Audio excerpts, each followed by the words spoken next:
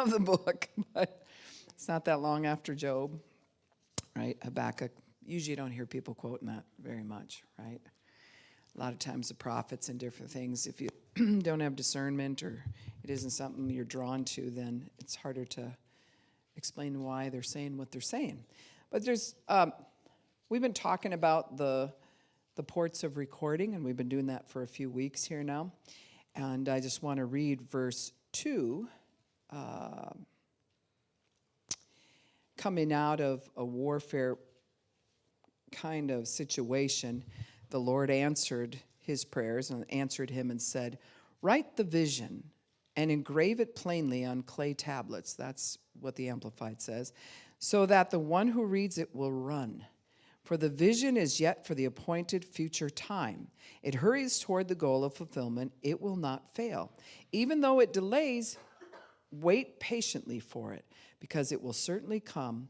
It will not delay." So, how we're going to tie this in here tonight when we're talking about the ports of learning and the 5 ports of senses that we take things in on.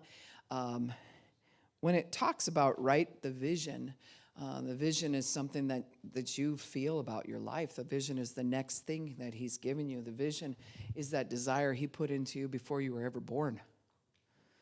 There's just some things you've always had this like, I want to do that.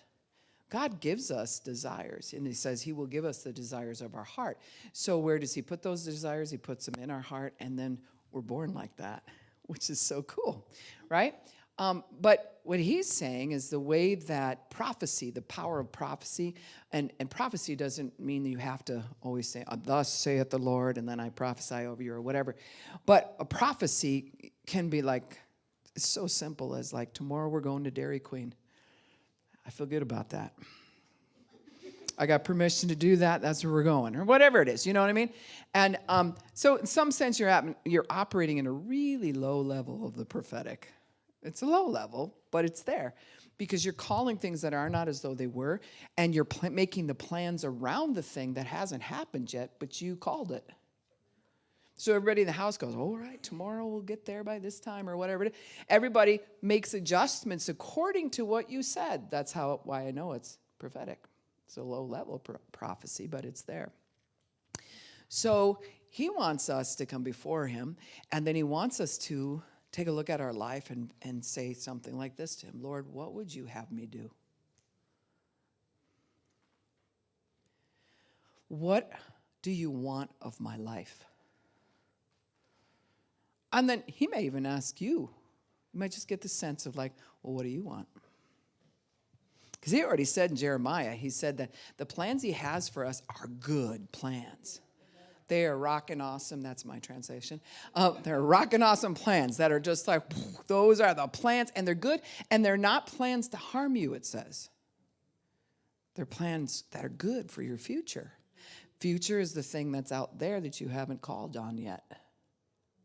And if we're supposed to call things that are not as though they were, we're prophesying to where we're going. So if we're going to Dairy Queen, y'all best get ready, because that's tomorrow, right? Yeah, what time? See? Then the details fall into line around what was called. But until what he said to do is he said, write the vision.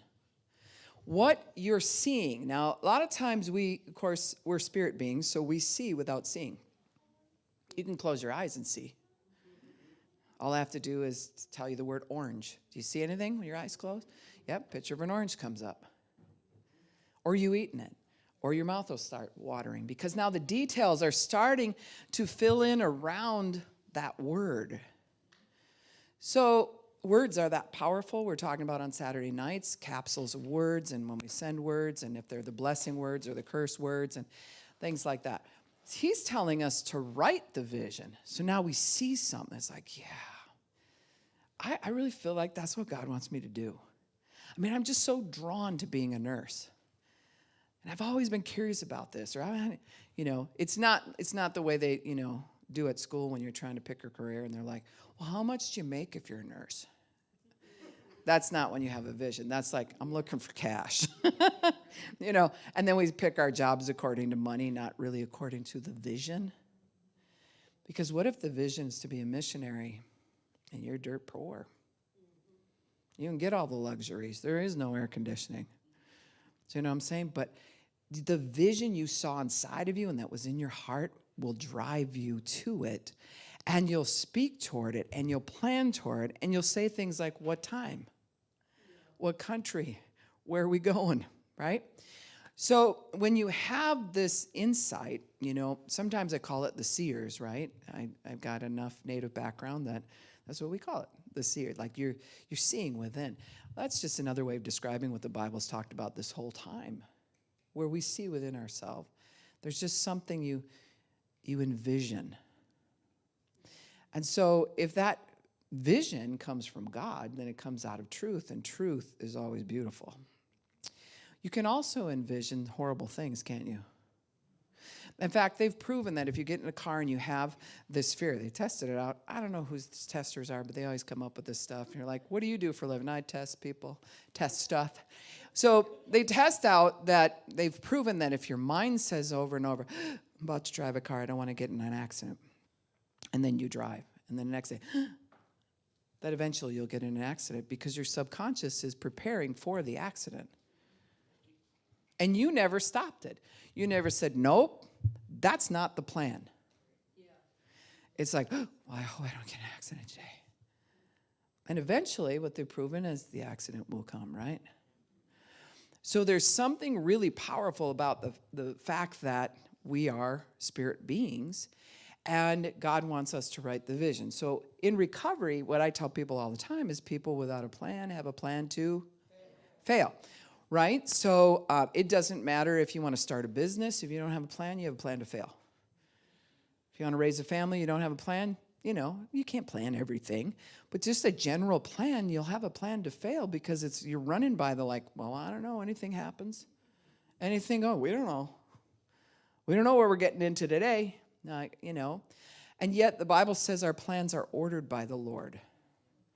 So if they're ordered by the Lord, that doesn't mean we shouldn't know about it, right? If I was in the military and I'm just running around with my gun out in some field and some guy shouted some order, but I didn't hear it, I'm not going to know what to do. If my plans are ordered by somebody in charge over me, I know exactly what those orders are.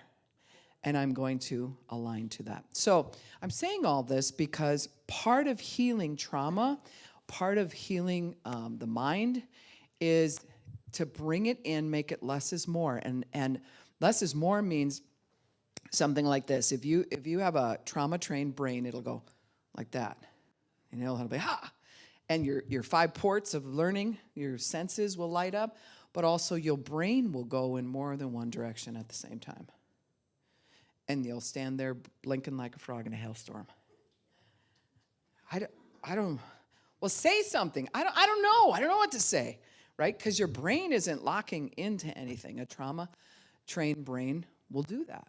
So when that takes place, and it's a repeated thing, especially before you go to bed at night, it's just like, shut up, and it'll just keep, it's almost like a strobe light in your head. But it's talking about 25 different things, running scenarios, doing all that kind of stuff. And you're trying to get it to quiet, and it doesn't want to do that. You have to retrain the brain. So part of retraining the brain is writing the vision. Whether it's writing out a note that says, this is the plans, you know. Tomorrow I got to go to the grocery store. We're going to go to the bank. That's so simple. That's so dumb. Why would I write that out? I'll remember that. Because you're trying to train your brain to make it less is more. It's trying to put the fact on paper, and then you forget about it.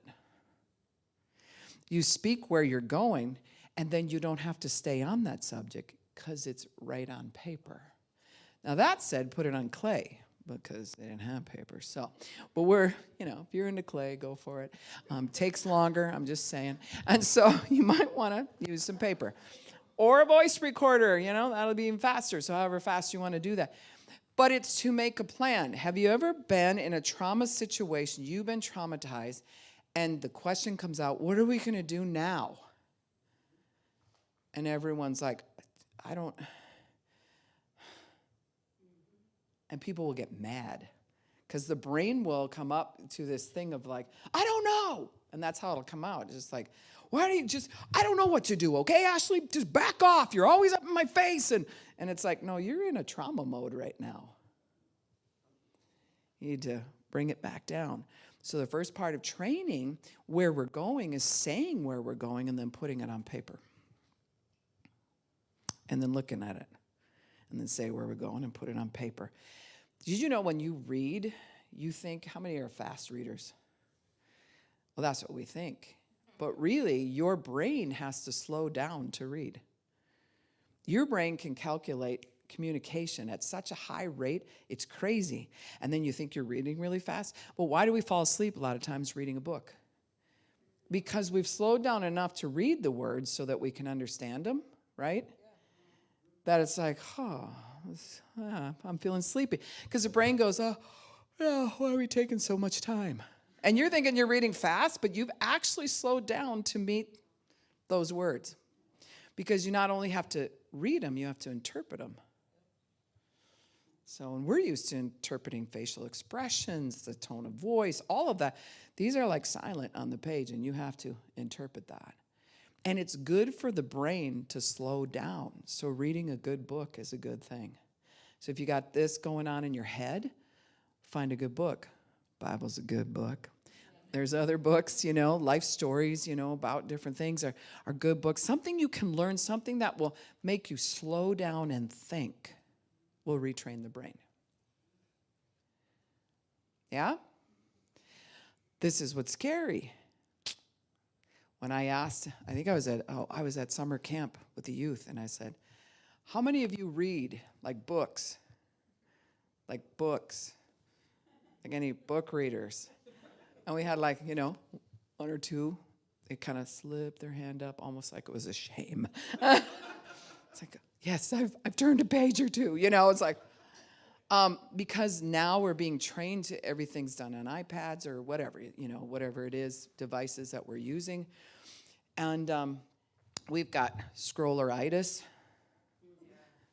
That's the files in our brain. Literally, it's training our brain to scroll things faster. And then what happens is when you go to try to interpret it, it's already past that. So we're training the brain to go so fast that we're not even getting what we're after. We're not interpreting it the way that we should. Where a book slows it down enough and makes it less is more. Not a bunch of music, That's just soft, something quiet that it's not bugging your brain, it's just quiet. But, probably not Black Sabbath or some rapper group that's like, and you got to turn it all up loud. Yeah, I'm trying to be less is more right now. No, that's not gonna work. You literally have to take it down to less is more. And it's like cleaning. You can clean a room, but if it has too much stuff in it, you're just moving stuff around. Right? And now, well, look at there. Now I can look at the stack in a different corner. Nice, But it doesn't, the more cluttered it is, actually many times the way that we clean a room reflects what goes on in our head. The way we clean a room, depending on what room, reflects what goes on in our head. Like I was counseling a lady walking through her house, and I don't really care what your house looks like. I'm there to see you, just so you know, if I ever come over, no fear. And I would hope if you come to visit me, you're not there to see my house, you're there to actually see me, right? But she had areas in her life that reflected different rooms. I mean, those rooms were just tight. They were like, ooh, that's like a show home almost, right? But if you went into her bedroom, it was a hoarder's nightmare. Because that was the area she felt unsuccessful in. That was the area she felt like it didn't matter. So if there's any excess, I'll just throw it in the bedroom because it doesn't matter anyway. I'll crawl through this whatever to get into the bed because it doesn't matter. So you can find out a lot about yourself just by, I do room therapy. It's been a long time since I've done it.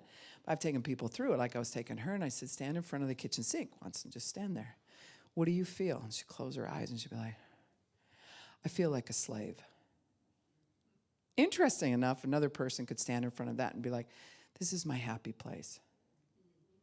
I like looking out the window and doing dishes. The water's warm and everything. I'm like, Lord, you need some help, girl. No. Are you that person? She finds comfort in it. Like you're. Sometimes the brain, though, is saying, look, I'm solving a problem. Look at when I put this away, it got solved. And it finds comfort in that. So you can go to another room and be like, that's the room we always argue in. When we argue in marriages especially, we have patterns. It's just how it is. There's a pattern to how you argue. And I might start in the kitchen. What's that supposed to mean? Whatever, I don't. No, serious. What is that supposed to mean? And then all of a sudden it gets a little bit more aggressive, and a woman walks out of the kitchen and he follows her. We're going to settle this. I don't want to settle it. It always ends in an argument because you're in one already, right? And then usually it'll go to, maybe it goes through the living room. You stand in there for a while or whatever. She takes off through the bathroom, closes the door, and locks it. Pattern, right?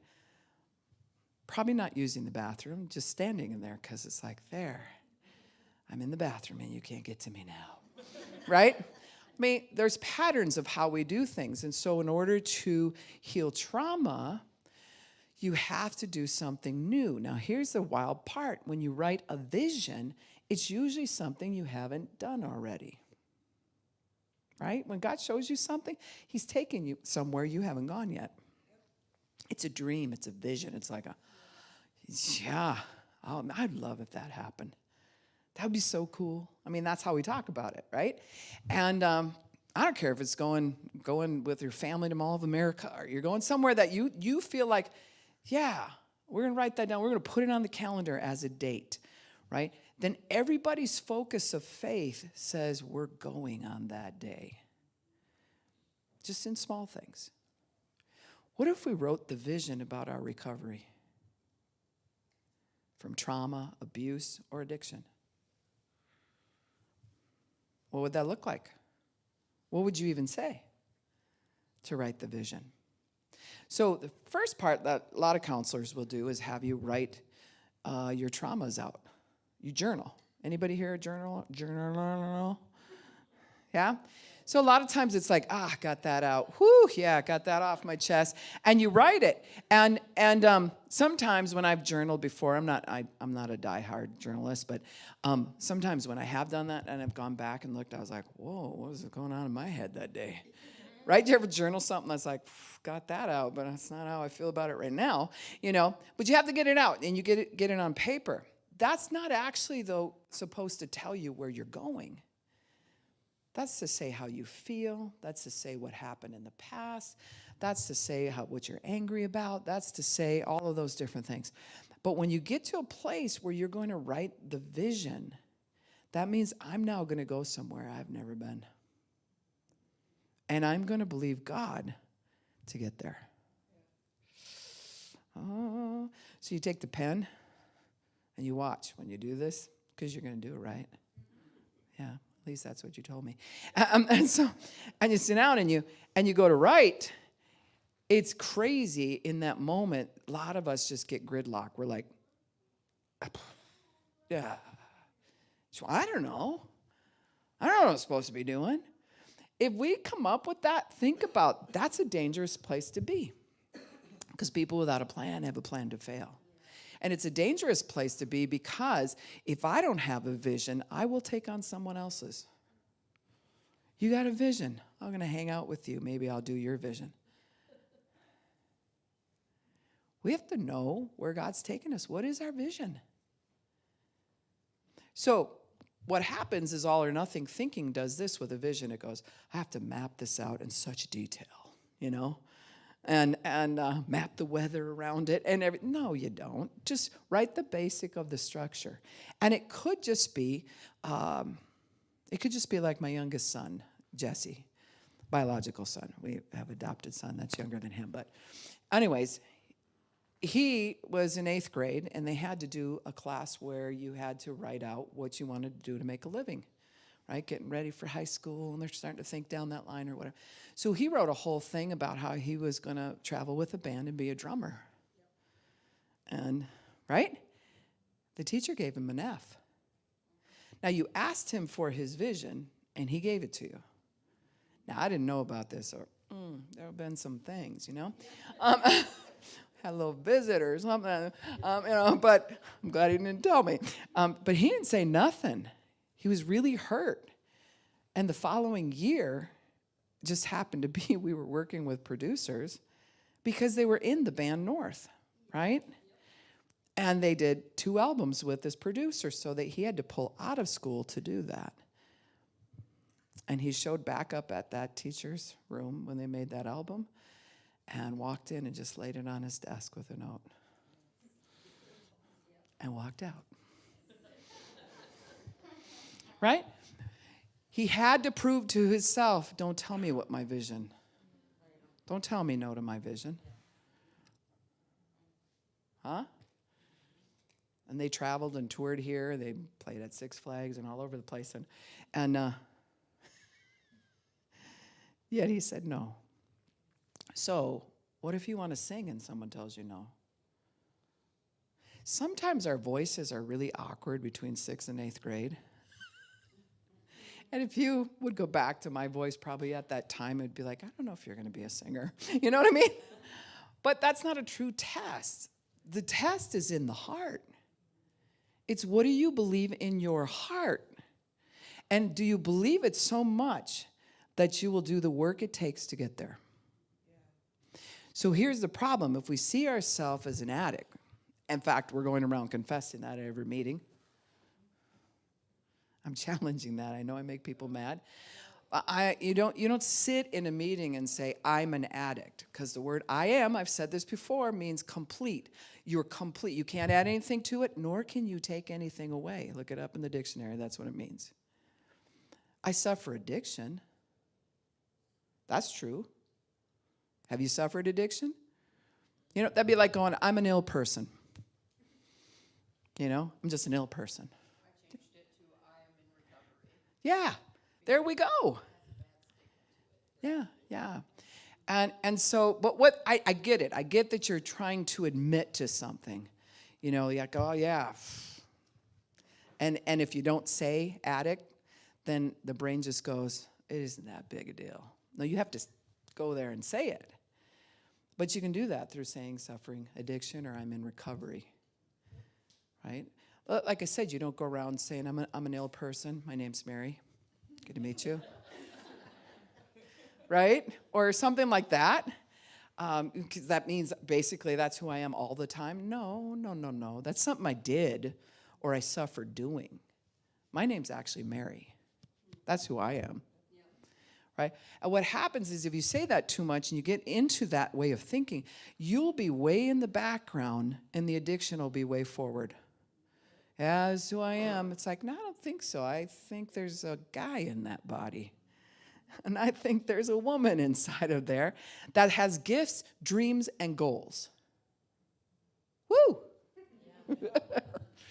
And so that's the part that when we're recovering from trauma, what does trauma tell you? Remember I said trauma will hit the body and it records through the 5 senses and it records loud. However loud it has recorded, when you recall it, is how loud it is in your head. I don't care if it happened 10 years ago. Unless it's been brought to closure, it's going to record loud through your 5 senses, and then if you think about it, you'll remember it like that. They call that a flashback. Because you didn't bring it to close yet. Once it's brought to closure, you're like, yeah, I remember that accident. Because you're more in this reality now. I'm in this reality. So trauma will lie to you, though, when it's taking place.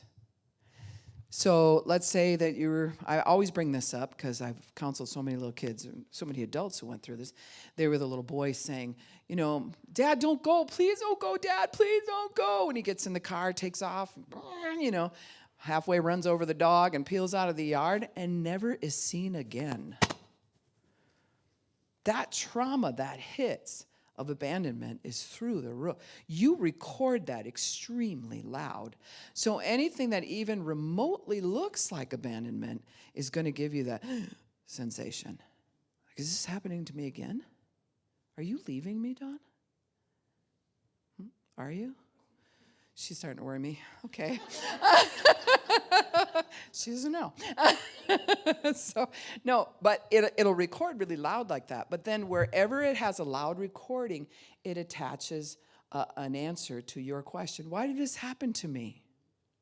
Right? Because the whys come up next. And when the answer comes, it comes according to your age group of answering. It comes according to your knowledge. The demonic realm can help you out with the answer. And it will leave you with something that you believe is truth about yourself that's really a lie from the pit of hell. Yeah. So trauma happens. You record real loud and you're like, why did this happen? Well, Dad left because I'm a stupid kid. Dad left because I'm ugly. Dad left because I don't get good enough grades. Dad left for, 1,000 different reasons. Will say that'll be the answer, and it's a lie. But it's the reason especially of a child. But we can do it as an adult, have something happen to us, and we just can't we're wrestling with the why. Our heart will come up with its own answer. And it'll usually base it on something that traumatized you when you were younger than where you're at right now. Well, it makes sense that I always lose everything. That's the truth for you, that you always lose everything. You might want to write that vision because you just did, right? So we catch the lie and we go, oh, no. Actually, when I write a vision, I'm going to write it opposite of the lies that are in my head. That's what makes it scary. That's why you hold the pencil and you're like, I don't know what to say. Because you're challenging every lie from every trauma, from everything that was shown to you that is opposite of my Father's kingdom. You are challenging that right then and there. Just by putting the pencil to the paper, you're like, I'm going to write the vision. And then all the lies go, no, what do you do? You can't. Why do you think? What's going on? And then you'll write something. You finally get brave enough to write something. You get up the next day and you look at it, you go, that's crazy. I always have these grandiose thoughts of, whatever it is. Now, addiction works like this. It's all or nothing thinking. Immaturity also works like that. So you don't have to be addicted to heroin to have immaturity, do we? No. So immaturity is always all or nothing. You're either a superhero or you're a loser. So when you go to write something, we're afraid of those ditches. Because we don't know if I'm being a superhero right now. Am I being a loser right now? Because you don't want to put that on paper according to either ditch. And God, he's in the middle of the road, right? He's got those yellow lines on the road. And I remember being with a guy who was drunk, and I was in high school. I don't know why I'm having a flashback right now. Flashback, help me out. And I was upset with the police officer when he pulled us over because I couldn't figure out what the problem was. We didn't do anything wrong. And he just looked in the window and he said, I was over the yellow line and back. And I was like, what? Because I was 16 in the car with somebody I shouldn't have been in there. He was an older person, and there was alcohol in the car and all kinds of fun stuff. But then he's nailing us for the fact that we went over the yellow line and back, which kind of indicates you got a problem, a little altercation going on in the head. And so he had to get out and do the walk and do the whole thing. But when you think about ditches, we're always trying to avoid the ditches, I'm a superhero or I'm a loser. But you got to keep it up on the road. And then there's the right side of the road to be on. Now, God's grace allows us to come over and back. Because there is nobody who said, yes, I follow him perfectly. This is what I do. Like, you're in a ditch. You crashed your car even, I don't know. So we don't want the ditches, but yet we got to give ourselves grace to kind of vary a little bit. We know that eventually we're going to cross over the yellow line, but then pull it back and keep going. It's not a heart attack. What will cause big things is when you go into one ditch or the other. So now write the vision, like it said, without being in a ditch and trying to stay toward the middle of the road, right? You're not near this ditch, but you're going to come over. You might even come over the yellow line a little bit. But you're driving. Stay on the road. So what did it say? I'm going to read it again. Write the vision and engrave it plainly on clay tablets. This is Habakkuk 2, verse 2. And engrave it plainly. So this isn't something like people would look at the vision if they read it and be like, what are you trying to say? It's something like, no, I'm going to plainly write this out so that the one who reads it will run. Well, what that means, the person's not running away from you. They're talking about writing on tablets. And then I go, here's the vision of this church, Ashley. You want to help out? Here, take the tablet, run with it. And she goes, right? She is running with it. She's coming into the vision of this church, and she's running with it. So if you have a business, you're going to write out the business, right? And then you're going to give that to your employees. They don't just show up, and you're like, so what am I supposed to do? Oh, I'll figure it out. We don't do that. There has to be a better way of writing the vision. And then we get that across. Now, here's what's interesting when it says, engrave it plainly, so that the one who reads it will run with it. For the vision is yet for the appointed future time. Ooh. It hurries toward the goal of fulfillment. I like it. It will not fail. So you feel like, you've settled something in your heart for your family, your job, how you're going to get out of this trauma, how you're going to kick addiction's butt, all of those different things, and we've kind of settled that. You put some of those things on paper because every time you look at it, you'll get more sure about it. And you'll remind yourself, oh, here I was going toward the ditch. I temporarily had amnesia. I just remembered this is my vision. I better get back on the road. Right? It's really important we do that. America has become a fly by the seat of your pants nation. Anything goes. What do you feel like today? I don't know. I feel like this. Maybe tomorrow not. No, we need to write the vision. And so I'm saying, as the vision is yet for the appointed future, where do you want to go in the future? Point at it. It's appointed. So point at it. I'm going over there. I'm going freedom from addiction. I'm going freedom from this trauma. I'm going whole marriage. I'm not going over the other ditch to divorce. We're going there. And anything that comes against that, it's like, I'm sorry, we already have plans. Right? If we say we're going to Dairy Queen tomorrow and everybody made plans around that and somebody calls and it's Frankie and he wants to go to some other thing, I'm sorry, Frankie, we already have plans. We already have plans. That's the thing we were appointed to. Now check this out. Old school dictionary, big old fat thing, old Webster's dictionary. I don't know if they still have it in the ones now. But if you look up the word dis, D-I-S, it means a demonic bringing down by the god of this underworld. A demonic bringing down by the god of the underworld. Well, who's the god of the underworld? Kingdom of darkness, right? Satan. And so anything that has the word dis in front of it is really to bring down whatever you have. So if you are pointing at something, that means you have an appointment. You wrote the vision, and it's right over there. So I'm going to get my car on the road. I'm heading there. We've already mapped how we're going to get there. I'm heading there, right? What if dis comes? Then you have disappointment. A demonic bringing down from the god of this underworld to your appointment. Now, I already know that there's some things I can point at and say, we're going there, and I just go there. Not much opposition. Well, there's some other things that we've done in our life, Pastor Vern and I, and we're like, that's our appointment. Hey, let's agree on it. I'll ride with you. We're going in the same car, and we're going to stay on the road, and that's our appointment. And you get telephone calls that try to detour you. You get family members who get upset and try to detour. Sorry, we already have an appointment I have to get to. But I will tell you that there are some things that the pits of hell do not want you doing. And when you say it, it's one thing. They go, oh, bring it. Let's see. But when you write it and you point at it, That's where we're going, and all our plans are around that come hell or high water. Huh? Our family's going this way.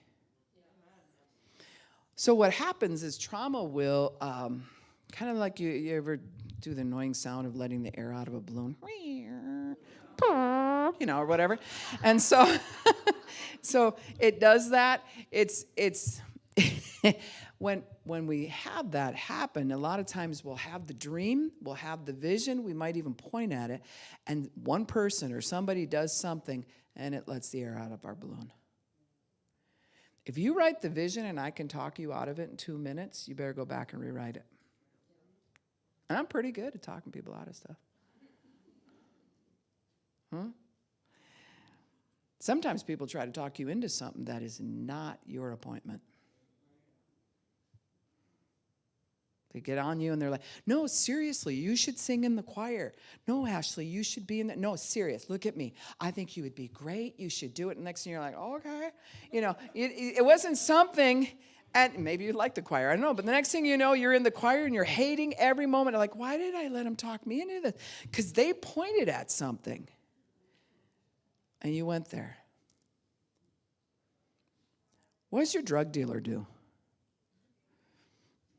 Come on over for the appointment, and I'll point right at it. Whether you want to do it or not, I think you're coming for an appointment. Right? The craving of the body, everything says, we got an appointment. No, actually, we don't. I'm going over there. See, there's something about the power of the point, too. You ever get corrected by your parents, and they're like, you need to get this room cleaned? Totally different body language than if I say, you need to get this room cleaned now. Oh, Ashley, sorry. She's like, okay, Mom. No. So that's what happens when you sit in the front. So it's not my fault. But there's something to the finger point. There's something to, in fact, the Bible talks about the hand of the Lord, right? The power that's in the hand of the Lord. And it talks about the Holy Spirit. It'll say these things will be driven from you by the finger of God. Oh. So if I stand back and I say, well, I wrote some things down that I kind of want to do. I don't know if I have the money or the time, but I did write some things down, stuck it in my Bible. And you forget about it. Huh? Even your subconscious goes, forget about it. And then you just tuck it away. It's like, we're waiting on someone else now to make this thing happen because we can't see ourselves doing it. But if God would do it, then I'll do it. Right? If I all of a sudden win the lotto, then I'll do it. When you know you're supposed to be doing something, you just get up and do it. I show up at things, I don't even know what I'm doing. And I'll just tell the Lord, I have no idea what I'm doing. You have me here. Use me. And he does. And in the end, people will say, that was so good. And I'm like, really? Interesting. Because I had no idea what I was doing, but I don't tell them that. And that's just the way the Lord works in those things. If you give your weakness over to him, he becomes strong in that weakness. I'm not talking about bullcrap, and I'm talking about you yield to him and just say, whatever comes out of me, Lord God, use me. And he will. Right? But when he gives you an assignment, like some of you have said to me, I feel like I'm supposed to be an LADC. Point at it. Make an appointment about it. Write it down on paper. This was the day I felt that. Now let's see how valid it is. Because we can all talk smack about a lot of things, right? It's just like, I'm so done with cigarettes. I'm just done. Seriously, this is it. I'm done. Okay? You're not pointing at it. You're not writing it down. You're not putting your faith to it. You're just done. How long do you think done's going to last? Till your next paycheck? Till your next craving? I'm just saying. You got to get fervent about it. It's got to be like, I said no. I said no. Remember how I told you that Little Debbie cakes happen? Not all Little Debbie cakes. I don't want to get you upset about your Little Debbie cakes, but There's these like chocolate rolls that have the cream in the inside. One is too many and 1,000's never enough. If I touch one of those, there's some kind of chemical base there that's like, so I would say, well, yeah, leave those things alone. They're no good for me. Then I'd be at the store, except for this time.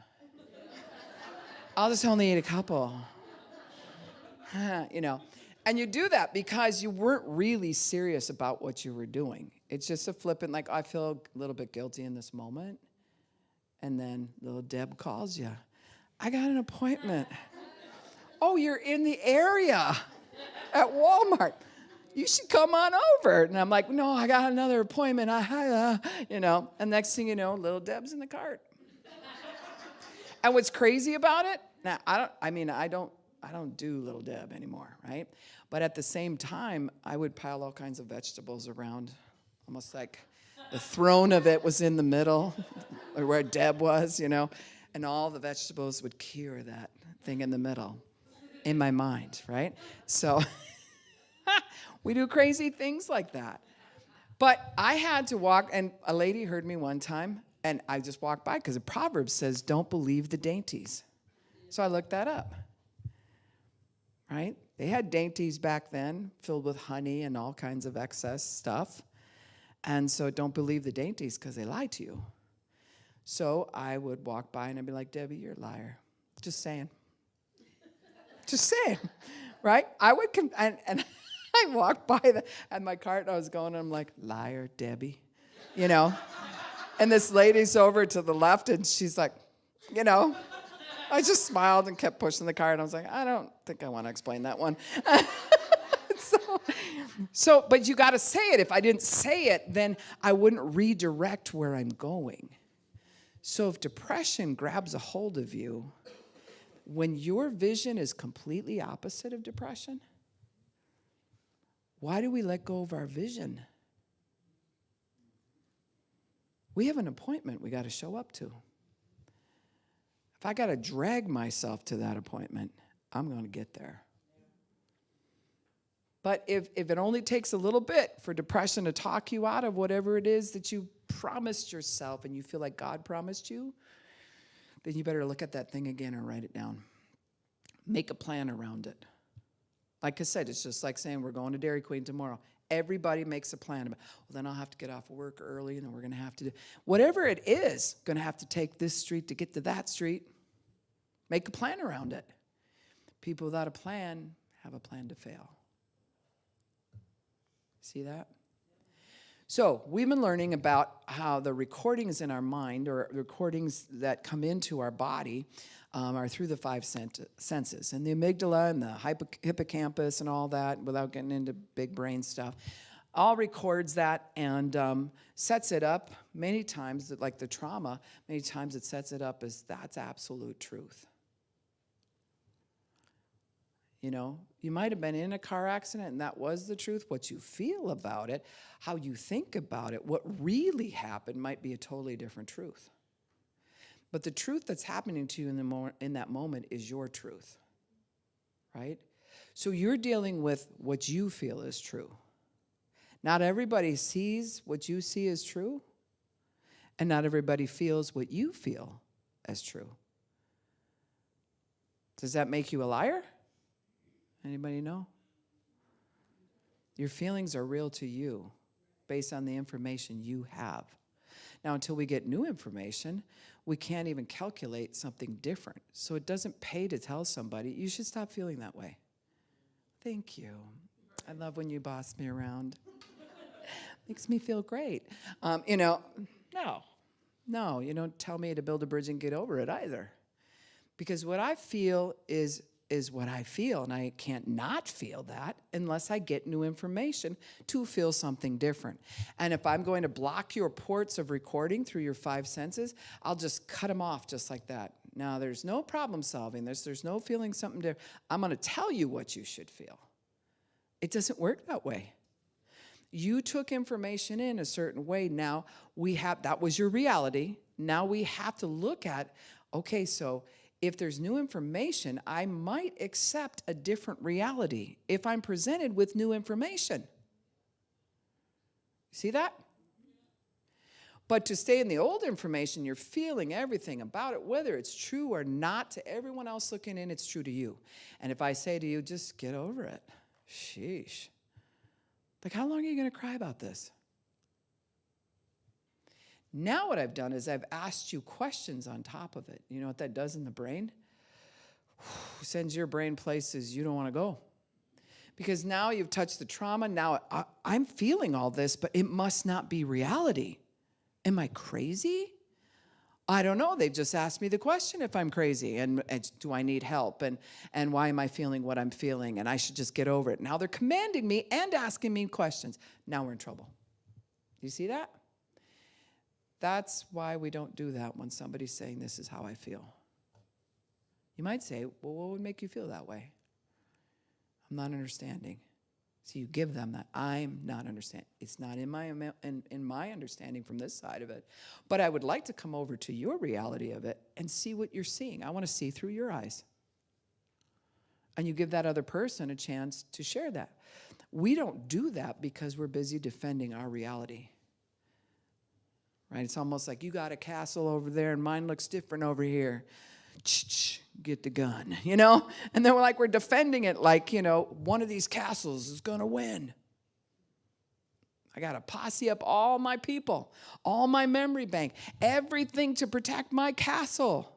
Because by golly, I'm going to win. Well,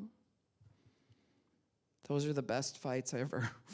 They go on for the longest, but they don't really come out with very many good results. When we slow everything down, just like reading a book, and we talk slower, we have slower movements. You ever have somebody all traumatized and you go with them? The trauma. Well, when did that happen? Oh my gosh, we should tell so-and-so. And your body reaction goes right where they're going. Don't do that. Do completely the opposite. And just breathe. I'm sorry you feel that way. Why don't you sit here and tell me what's going on? Until there's a calming that takes place. Make sense? Now, we don't just talk about this stuff here to be like, oh, now I have that information. Self-application is everything.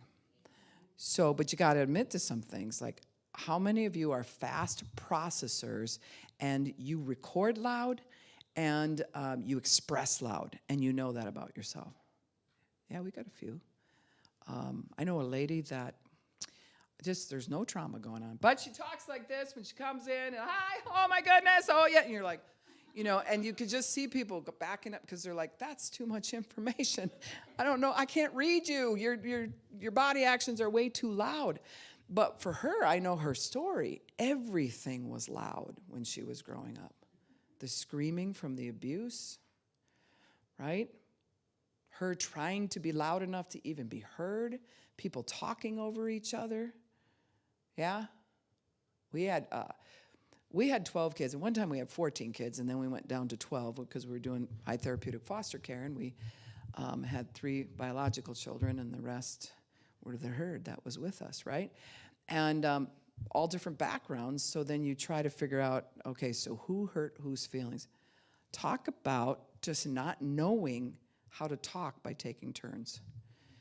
So we had a big wraparound couch, and that's where they would sit. And sometimes we'd do the thing where you like have a stick, or you have, you know, I think it was a drumstick that we used the one time. And it's like, if you have the stick, you can talk. Otherwise, you can't talk.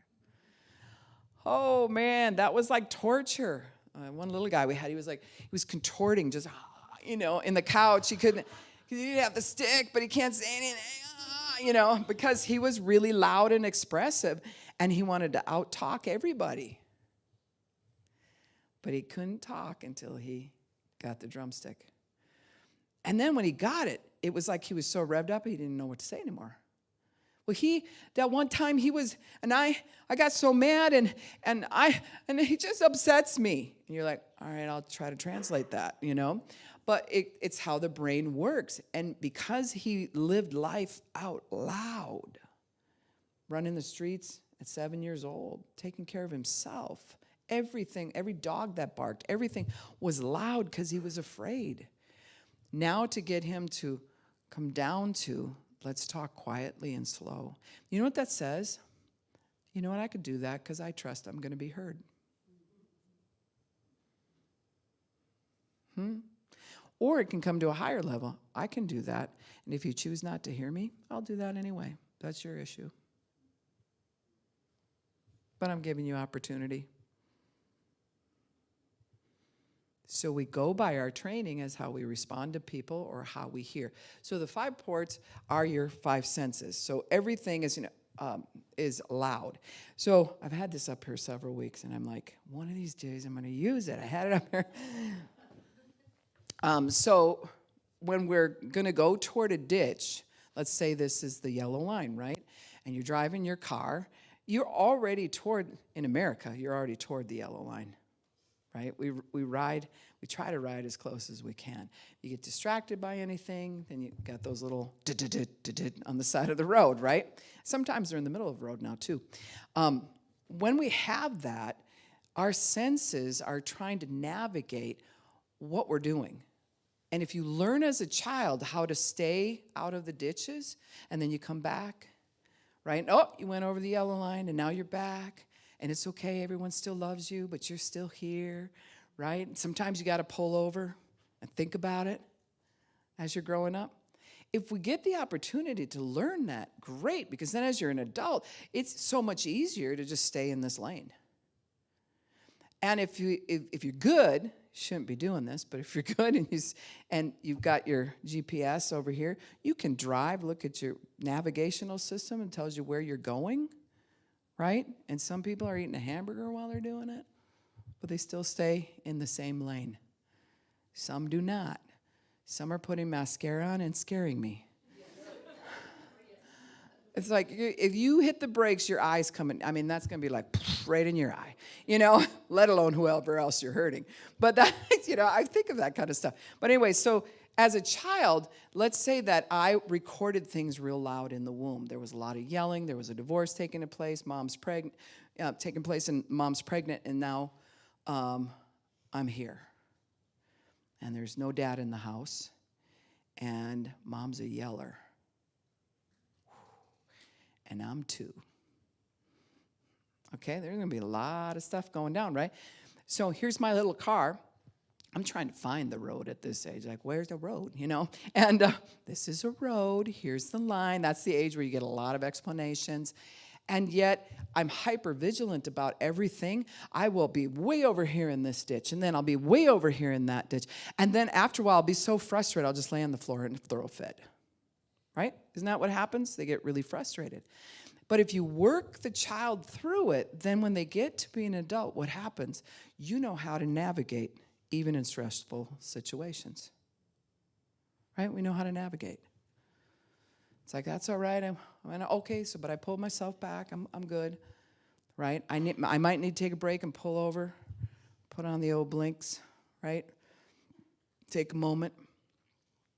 To be self-aware, if you can't do that as a child, how would you do that as an adult? Right? So an adult who's not self-regulated would be like, this is so scary. I wrote the vision. I'm trying to go toward it. I don't know what I'm doing. Just go in the ditch. Right? And so it's like you just taking your car and driving it down into the ditch. Over here, that's the loser ditch. Yeah, and I just went in it. I had to cross lanes of traffic to get there because I'm a loser. So if I die on the way, it doesn't matter. I mean, who cares anymore anyway? Whoa. We're not self-navigating this thing. We need to reset, right? So, but if we didn't learn that memo, didn't get that memo when we were a kid, and we'd throw a fit and throw ourselves into something dangerous, do whatever, and parents didn't care, and we didn't learn how to navigate that, we will cross traffic, maybe get hurt on the way, and end up in that ditch. I'm a loser. I'm nothing. I don't care. In fact, I feel like killing myself. I mean, what's the point? Who cares? So if we're here, and we know in the middle of round, and we're not self-navigating, we don't know how to control this, we can also be in like, I'm getting really scared, I'm heading toward this or whatever, I can't take this. And then we'll go into the grandiose part, and we're like, yeah, look at me riding the ditches, yeah. Front end alignment's gone, your muffler falls off the back, but you think you're bigger than life. You can't ride that ditch for very long. You're going to hit a rock or something. Which then goes, now I got to get another car. And now I got to get back on the road again. I don't want to drive anymore. I don't want to drive anymore. That's what people do, though. Like, I don't want to drive anymore. Someone else drive for me. I am not doing it because I've wrecked on both sides of the road already, and I just don't think I can do this anymore. Self-regulation tells you where you're at in the road. Slow your car down and think. Think before you back out of your driveway for the day, because you looked at the map, and the map said you're going to your appointment. Now, I don't want to be late for my appointment, right? Because when we're late for our appointment, we don't many times have an excuse. We make one, and that's a whole nother problem. So you got to think it through enough to say, if I'm going to make that appointment at my age, I better get something going right now. I'm 57 years old. Something could happen, though, before I leave this earth. We could do something down that vein. Because here's the other thing that people do. They go, oh, and they look in the rearview mirror as they're driving, and all of a sudden they're like, I'm this old? Just run it in the ditch. There's no point in trying. I mean, I thought I had dreams. I had aspirations. And then we just run our car in the ditch. By the looks of faces, people have had to call a tow truck a few times. Right? Me too. I remember grandiose, especially if you had a couple beers or something like that. Grandiose thinking, man, yeah, I'm going to set up 10 appointments that I'm going to get to, and I'm going to be amazing. And then you're just ditch riding. Hit a culvert or something, and you're like, oh, I thought that was reality, and now it's not. Then you have to start over. So self-regulation starts when you're little. That's why it's really important. Little Alisana, if she starts going on, you can see she's frustrated, to pick her up and to help her get regulated. Where she can bring it down. She knows how to come up, but she also knows how to come down. Just off the cuff, how many of you didn't get that memo when you were a kid? Right? And so then it's like you sit there froze in your car, you're like, I'm an all or nothing, and I don't know what to do. I'm either going to feel too much, or I'm not going to feel anything at all. I'm either going to do something crazy and wild, or I'm not definitely doing anything at all. But have you noticed when you first started driving, I have a daughter who's about to get her license, whoop, whoop. But the first time we went out, it was like the first time I went out with my dad. I mean, it probably wasn't as intense because I used to drive tractor, right? Whether it be a lawn tractor or a regular tractor on the farm. So you're already driving at a young age. But there's something about those first times, you're like hypersensitive. Ooh, car went by me. Oh, whew, right? Or whatever, squirrel went across the road. Whoa. And it's like, whoa, you don't need to hit the brakes that hard. Whatever it is, because you're trying to regulate something new. All crisis demands change. All change demands what? Do you remember? Decisions. You don't get to just sit. You have to make decisions. And all decisions has to have options. So what happens as you're driving the first time, you're like, oh, I'm scared of that. Oh, I don't like this. Oh, that's, you all of a sudden self-regulate to what? Information. Oh, well, you don't need to hit the brakes that hard. No, you shouldn't come over to the center line that much. And all of a sudden you start to navigate it because now you have answers. The brain is looking for answers. It's looking for options. It's looking for hope. And if it doesn't have hope, something to grab a hold of and say, this is what I'm going to base my decisions on right here. I had these options, and this is what I chose. I have an appointment with that. If we don't do that, we're not going to pass the driver's test. Then we get a little crazy sometimes, a little grandiose. Just smile if it's you. Where you're driving with your knee, right, while eating a hamburger. while putting mascara on. Well, no, I don't know. Dude, it's kind of that feeling, and you're like, what you doing? A little overconfident. You might want to rein it back. But it shows that I've been navigating this so long, I can drive with my knee. Not wise, but you've been navigating it so long, that's what it feels like. It's subconscious that you're driving. So if you didn't get the memo about the all or nothing, and you ran the car in the ditch, and you had bad experiences, and people ran you off the road, or whatever it is, and now you're an adult, everything is going to feel way scary. You're not going to be driving with your knee. You're not going to be eating a burger at the same time. It's going to be when you drive. High anxiety. You're driving your emotional base, hypervigilant, where you see things coming at you, and it's just happening so fast. Now, let's say you did get that memo, and you're an adult now. Fine, just fine. You know how to drive the car, cool, everything. And that's what puts people interview you, and they go, that's the person for the job. You can just see they're self-regulating, and they're just kind of, they know what they're doing, is really what they're saying about your emotional state. That's what we're talking about. So let's say that you got something like that, and then I send you to war. You're really good at what you do, but now we're going to send you to Ukraine right now, and you're going to rescue people. Here's your gun. Go. Okay, so that's a different terrain. We were raised to handle the terrain that we have. If we drive on a dirt road, we're like, oh, now my car's dirty. Right? That's the American way, right?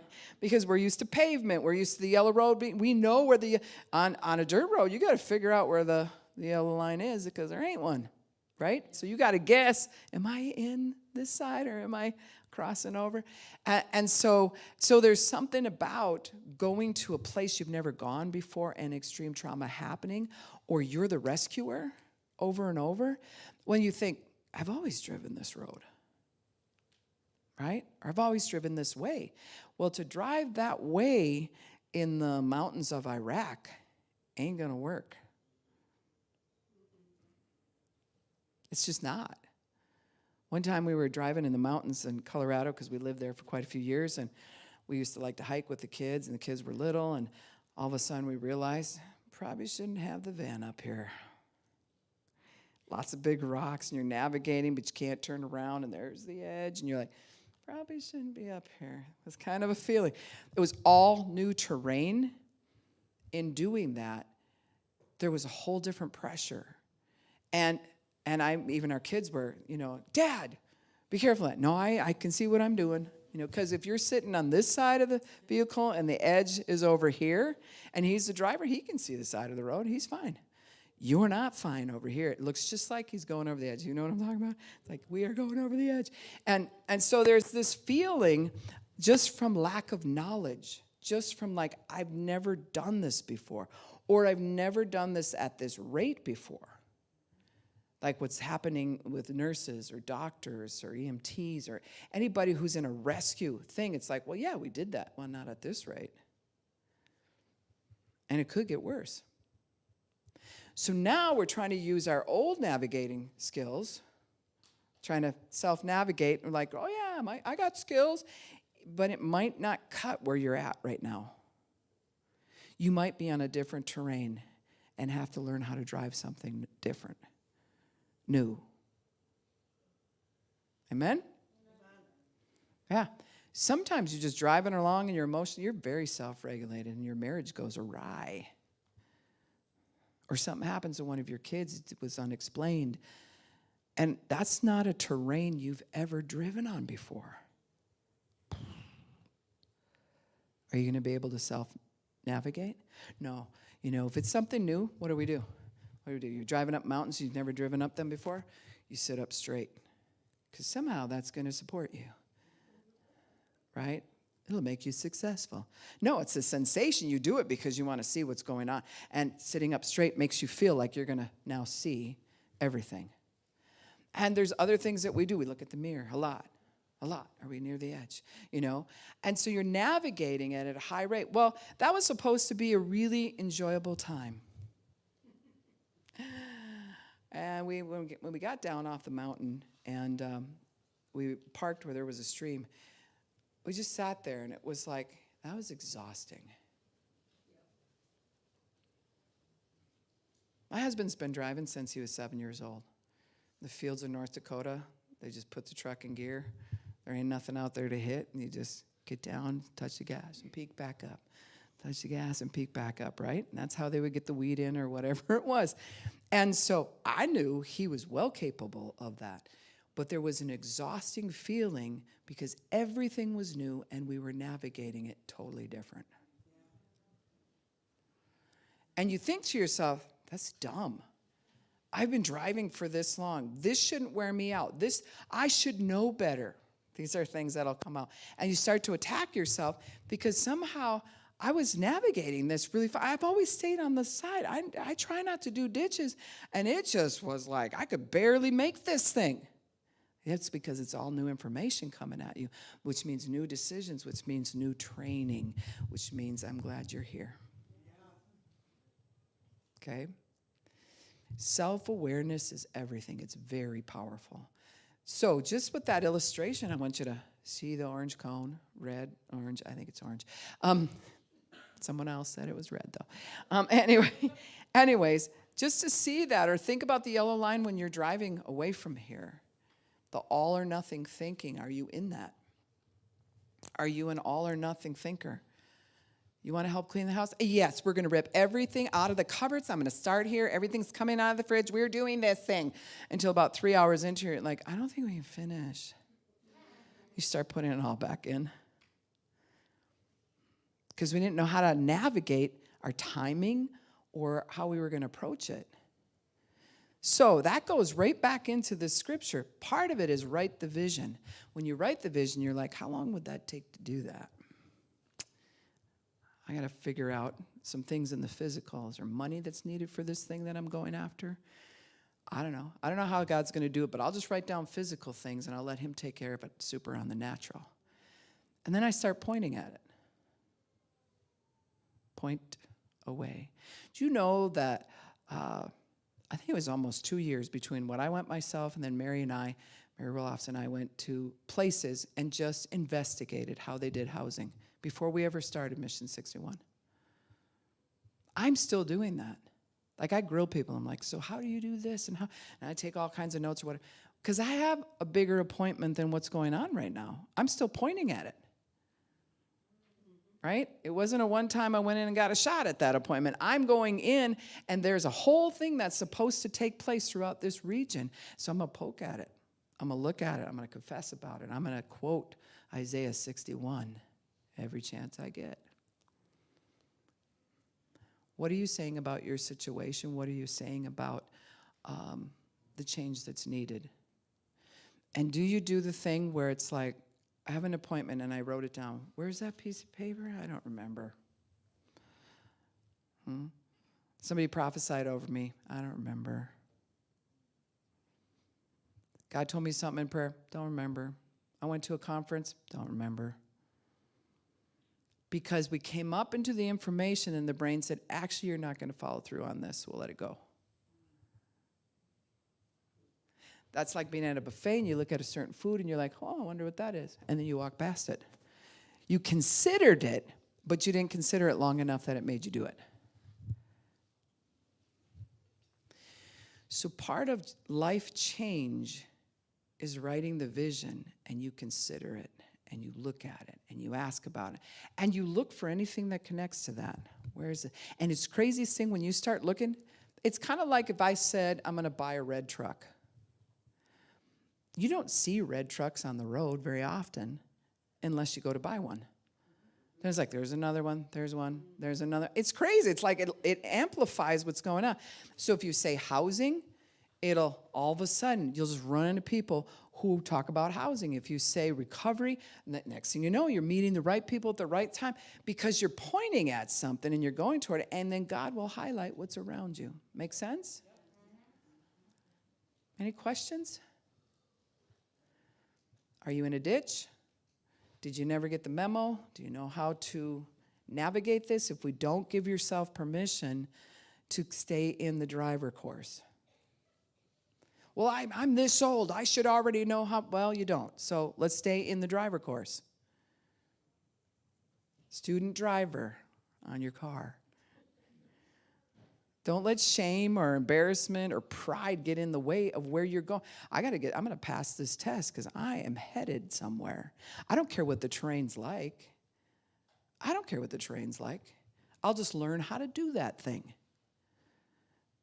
No fear. Absolute hope. Just want to lay hands on everybody and pray, because the looks on your faces are like, because I'm challenging you to do something that you're questioning whether or not you're going to do it. Right? Because it takes you trusting someone bigger than who you are to put that pen to the paper. You got to trust God, because you don't trust yourself. You know why? When you made your mind up to get to an appointment before for a vision of where God's taken you, you didn't show up. So you already know that about yourself. You're like, probably not going to write this down because I don't know if I'm going to show up. So that's a whole different heart issue that has to be taken care of. If you need healing in your body, you point at it and you stay there with an authoritative finger. It is my appointment to be healed. I am the healed of the Lord. Healing is the children's bread. He sent his word to heal me. Healing came in his wings. Do I want to stay here all night? Because I could just go, right? And I'm pointing at it. And I'm pointing at it because I have an appointment. I'm not going to be disappointed, demonic bringing down by the God of this underworld. That's like your courage, discourage. That's like your ease, dis-ease. Right? In the early 90s, I don't know if it was big here, but when we were in Colorado, kids would be like, don't be dissing on me. That's why we looked it up.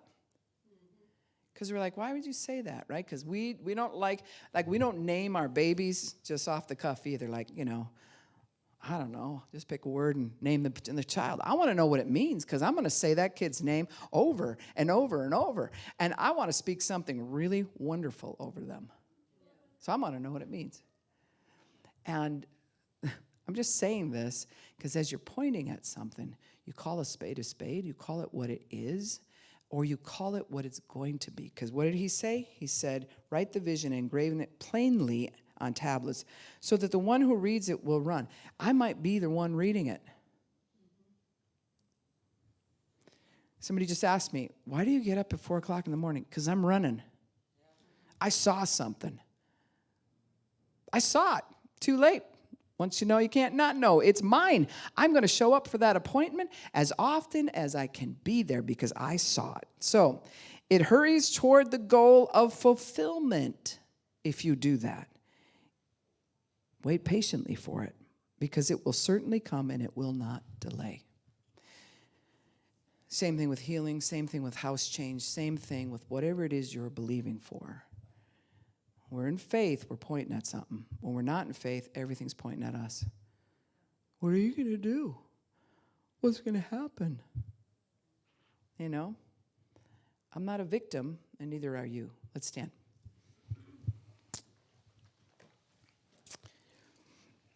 I want to challenge you to write the vision. I want to challenge you to be thinking about the road, even as you travel tonight. It's like, do I go in ditches? I don't think I do. How do I keep my car on the road? Am I on a terrain I'm beating myself up for? Like if my husband would have came down off the mountain and I would have beat him up and he'd have beat himself up, like stupid rocks and everything. I can't believe you drove that way. And he's like, I know, I'm such a jerk. Right? That wouldn't make sense. He was trying to navigate something he had never driven before with a van. A low-down little Astro van, where big truck maybe, but we got in a position where it was like, yeah, we probably shouldn't be here with this van. So sometimes we're in a position, and don't beat yourself up. You've never navigated this before. It's okay. Amen? Father, we just pray in the name of Jesus, and we thank you that you're going to cause us to catch the vision to begin with. How we're going to finish out our life to finish strong. What have you already told us to do that we haven't been doing, and we kind of lost that piece of paper? And Lord, that you would give us something, buy a special tablet, something that you would show us. No, in 2022, this is what I was appointed to. And I started heading that way. And I remember the day when I headed that way. Oh, hell broke loose around me. And I stayed the course. I stayed the course. Place that into us, Lord God, that we would stay the course as warriors for you, as warriors for righteousness and right things, Lord, that we would see it, and there's an appointment. You said we were born for such a time as this. So even us being here is an appointment on your behalf. We showed up. We showed up. I can say it a different way. I was the one who made it through. And so were you. I was the swimmer who made it through. I showed up. And so we're here for such a time as this.